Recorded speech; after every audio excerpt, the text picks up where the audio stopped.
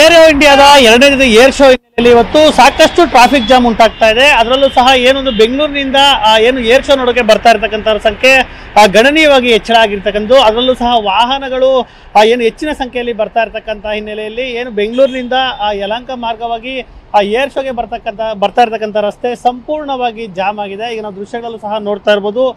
ಏನೀಗ ಬೆಂಗಳೂರಿನ ಒಂದು ಹೆಬ್ಬಾಳದ ಕಡೆಯಿಂದ ಒಂದು ಏರ್ ಶೋಗೆ ಬರ್ತಾ ಇರ್ತಕ್ಕಂಥ ಪ್ರಮುಖ ರಸ್ತೆ ಇಲ್ಲಿ ಈಗ ನೋಡ್ತಾ ಇರೋದಾದ್ರೆ ಸಾವಿರಾರು ವಾಹನಗಳು ಈಗಾಗಲೇ ಸಾಲುಗಟ್ಟಿ ನಿಂತಿರ್ತಕ್ಕಂಥದ್ದು. ಕಳೆದ 2 ಗಂಟೆಗಳಿಂದಲೂ ಸಹ ಏನೊಂದು ಏರ್ ಶೋಗೆ ಬರ್ತಾ ಇರ್ತಕ್ಕಂಥ ವಾಹನ ಸವಾರರು ಪರದಾಟವನ್ನು ಪಡ್ಕೊಂಡು ಬರ್ತಾ ಇದ್ದಾರೆ. ಅದರಲ್ಲೂ ಸಹ ಏನು ಕೆಂಪೇಗೌಡ ಏರ್ಪೋರ್ಟ್ಗೆ ಇದು ಪ್ರಮುಖವಾದಂಥ ರಸ್ತೆ. ಏರ್ಪೋರ್ಟ್ಗೆ ತೆರಳತಕ್ಕಂಥ ಪ್ರಯಾಣಿಕರು ಸಹ ಕಾರ್ಗಳು ಇದೇ ರಸ್ತೆಯಲ್ಲಿ ಬರ್ತಾ ಇದ್ದಾರೆ. ಆದರೆ ಇದೀಗ ಈ ರಸ್ತೆ ಸಂಪೂರ್ಣವಾಗಿ ಜಾಮ್ ಆಗಿರ್ತಕ್ಕಂತಹ ಹಿನ್ನೆಲೆಯಲ್ಲಿ ಏರ್ಪೋರ್ಟ್ಗೆ ತೆರಳಕ್ಕೂ ಸಹ ಆಗದೆ ಪರದಾಡ್ತಾ ಇರ್ತಕ್ಕಂಥದ್ದು. ಜೊತೆಗೆ ಆ ಭಾಗದಲ್ಲಿ ನೋಡಿದ್ರೆ ಸರ್ವಿಸ್ ರಸ್ತೆ ಸಹ ಸಂಪೂರ್ಣವಾಗಿ ಜಾಮ್ ಆಗಿದೆ. ಈಗಾಗಲೇ ಏರ್ ಶೋಗೆ ಬರ್ತಾ ಇರ್ತಕ್ಕಂಥ ವಾಹನಗಳೇ ನಿಗದಿತ ಪಾರ್ಕಿಂಗ್ನಲ್ಲಿ ಪಾರ್ಕಿಂಗ್ ವ್ಯವಸ್ಥೆ ಮಾಡಿದ್ರು ಸಹ ಒಂದಷ್ಟು ವಾಹನ ಸವಾರರು ಇಲ್ಲೇ ಒಂದು ಪಾರ್ಕಿಂಗ್ ಮಾಡ್ಬೋದು ಅಂತ ನಿಟ್ಟಿನಲ್ಲಿ ಬರ್ತಾ ಇದ್ದಾರೆ. ಆ ನಿಟ್ಟಿನಲ್ಲಿ ಸಂಪೂರ್ಣವಾಗಿ ಜಾಮ್ ಆಗಿರ್ತಕ್ಕಂಥದ್ದು. ಇನ್ನು ಬಸ್ಗಳು ಸಹ ಈಗಾಗಲೇ ಬರ್ತಾ ಇದೆ. ಬಸ್ಗಳು ಚಿಕ್ಕಬಳ್ಳಾಪುರ ದೇವನಹಳ್ಳಿ ಸೇರಿದಂತೆ ಈ ಭಾಗಕ್ಕೆ ಹೋಗ್ತಾ ಬಸ್ಗಳು ಸಹ ಈಗಾಗಲೇ ಟ್ರಾಫಿಕ್ ಜಾಮ್ನಲ್ಲಿ ಸಿಲುಕಿ ಪರದಾಡ್ತಾ ಇರೋದು. ಇನ್ನು ಈ ಭಾಗದಲ್ಲಿ ನೋಡೋದಾದ್ರೆ ಸಂಪೂರ್ಣವಾಗಿ ಫ್ಲೈಓವರ್ ಮೇಲೆಯಿಂದ ಹಿಡಿದು ಸಂಪೂರ್ಣವಾಗಿ ಯಲಹಂಕದ ಏರ್ಫೋರ್ಸ್ ಏನು ಏರ್ ಶೋ ನಡೀತಿದೆ, ಏರ್ಫೋರ್ಸ್ ವಾಯುನೆಲೆ ಇದೆ, ಅಲ್ಲಿವರೆಗೂ ಸಹ ಸಂಪೂರ್ಣವಾಗಿ ಜಾಮ್ ಆಗಿದೆ.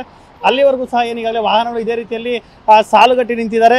ಜೊತೆಗೆ ಏನೀಗಾಗಲೇ ಏರ್ ಶೋಗೆ ಬರ್ತಾ ಇರ್ತಕ್ಕಂಥವ್ರಿಗೆ ಏನಿಗೆ ಇವತ್ತು ಮತ್ತು ನಾಳೆ ಏನು ಡೆಲಿಗೇಟ್ಸ್ಗೆ ಮಾತ್ರ ಒಂದು ವ್ಯವಸ್ಥೆಯನ್ನು ಮಾಡಲಾಗಿದೆ. ಆದರೂ ಸಹ ಇವಾಗ ಹೆಚ್ಚಿನ ಸಂಖ್ಯೆಯಲ್ಲಿ ವಾಹನಗಳು ಬರ್ತಾರೆ. ಜೊತೆಗೆ ಏನು ಬರ್ತಕ್ಕಂಥ ಗಣ್ಯರು, ಅತಿ ಗಣ್ಯರು ಮತ್ತು ಡೆಲಿಗೇಟ್ಸ್ಗಾಗಿ ಈಗಾಗಲೇ ಪ್ರತ್ಯೇಕವಾದ ಒಂದು ಸಾಲನ್ನು ಸಹ ಮಾಡಿದ್ದು. ಆ ಸಾಲು ಸಹ ಈಗಾಗಲೇ ಸಂಪೂರ್ಣವಾಗಿ ಜಾಮ್ ಆಗಿದೆ. ಯಾಕಂದರೆ ಹೆಚ್ಚಿನ ಸಂಖ್ಯೆಯಲ್ಲಿ ಪಬ್ಲಿಕ್ ಜೊತೆಗೆ ಏನು ಡೆಲಿಗೇಟ್ಸ್ ಸಹ ಬರ್ತಾ ಇದ್ದಾರೆ. ಡೆಲಿಗೇಟ್ಸ್ ತರ್ತಕ್ಕಂಥವ್ರಿಗೆ ಏನು ಪ್ರತ್ಯೇಕವಾದ ಮಾರ್ಗದ ವ್ಯವಸ್ಥೆಯನ್ನು ಸಹ ಮಾಡಿದ್ದಾರೆ. ಆ ಮಾರ್ಗವು ಸಹ ಇದೀಗ ಸಂಪೂರ್ಣವಾಗಿ ಜಾಮ್ ಆಗಿದೆ. ಅದರಲ್ಲೂ ಸಹ ಜಾಮ್ ಆಗಿರ್ತಕ್ಕಂಥ ಹಿನ್ನೆಲೆಯಲ್ಲಿ ಏರ್ ಶೋಗೆ ತೆರಳತಕ್ಕಂಥವ್ರಿಗೆ ಒಂದು ರೀತಿಯ ಪರದಾಟವಾದರೆ ಏರ್ಪೋರ್ಟ್ಗೆ ತೆರಳತಕ್ಕಂಥ ಪ್ರಯಾಣಿಕರಿಗೆ ಮತ್ತೊಂದು ರೀತಿಯ ಪರದಾಟ ಆಗ್ತಾಯಿದೆ. ಅದರಲ್ಲೂ ಏನು ಫ್ಲೈಟ್ಗಳು ಮಿಸ್ ಆಗುವಂಥ ಆತಂಕ ಸಹ ಇದೀಗ ಎದುರಾಗ್ತದೆ. ಯಾಕಂದರೆ 2 ರಿಂದ 3 ಗಂಟೆಗಳ ಕಾಲ ಏನೊಂದು ಹೆಬ್ಬಾಳದಿಂದ ಈಗಾಗಲೇ ಏರ್ಫೋರ್ಸ್ಗೆ ಬರೋದಕ್ಕೆ 2 ರಿಂದ 3 ಗಂಟೆ ಯಾವುದೇ ಟ್ರಾಫಿಕ್ ಜಾಮ್ ಆಗ್ತಾಯಿದೆ. ಇದರಿಂದಾಗಿ ಇಲ್ಲಿಂದ ಏನವರು ಹೊರಡೋದಕ್ಕೆ ಸಹ ಆತಂಕ ಸೃಷ್ಟಿಯಾಗಿರುತ್ತೆ. ಜೊತೆಗೆ ಏನು ಏರ್ಪೋರ್ಟ್ಗೆ ಸಮಯಕ್ಕೆ ಸರಿಯಾಗಿ ತಲುಪ್ತೀವೋ ಇಲ್ಲೋ ಅಂತಕ್ಕಂಥ ಒಂದು ಟೆನ್ಷನಲ್ಲಿ ಈಗ ಪ್ರಯಾಣಿಕರು ಸಹ ಹೋಗ್ತಾ ಇದ್ದಾರೆ. ಜೊತೆಗೆ ಜಾಮ್ ಸಹ ನೋಡ್ತಾ ಇರ್ಬೋದು. ಏನೊಂದು 1 ಕಿಲೋಮೀಟರ್ ಚಲಿಸೋದಕ್ಕೆ ಸುಮಾರು ಒಂದು ಗಂಟೆಗೂ ಅಧಿಕ ಕಾಲ